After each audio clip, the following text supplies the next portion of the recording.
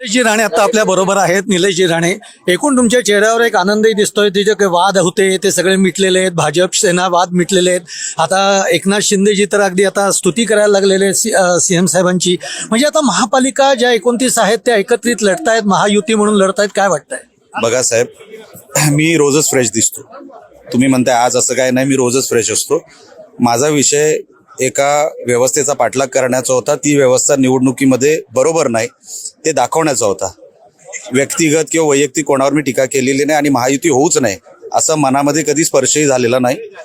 माझं म्हणणं डे 1 पासून, पहिल्या दिवसापासून हेच होतं की युती झाली पाहिजे.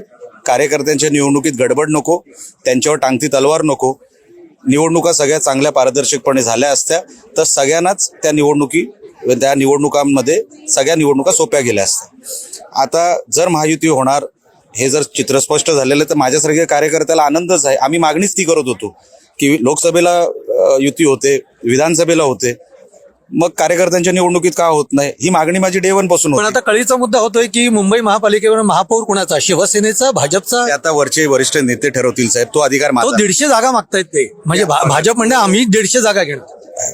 तो विषय डिस्कशनचा असतो. जेव्हा नेते बसतात त्याच्यावरती ते तोडगा काढतील. मला त्याच्यावर बोलायचा अधिकार नाही. बरं, एक वेगळ्या विदर्भाची मागणी पुन्हा एकदा पुढे येते. शिवसेनेची म्हणून काय भूमिका राहील? जे आमचे नेते इतक्या, अच्छा हा काही नवीन वाद नाहीये, फार जुना वाद आहे. दोन्ही बाजूचे नेते, दोन्ही बाजूचे कार्यकर्ते जे काय असतील, जे त्या कमिटीमध्ये असतील, त्यांनी ह्याच्यावरती तोडगा काढायचा आहे. जो काही व्यवस्थित तोडगा निघेल तो जनतेच्या हिताचा कुठल्याही बाजूला असला तरी तो एकत्र डिस्कशन करून मग तो मार्ग काढावा लागेल. धन्यवाद. निलेश राणेजी आता आपल्या बरोबर होते आणि त्यांनी सांगितलेलं आहे की महायुती म्हणूनच निवडणुका व्हायला पाहिजेत. हा आग्रह माझा पहिल्यापासून होता आणि तो शेवटपर्यंत राहील. बघत राहा प्राईम टाइम महाराष्ट्र.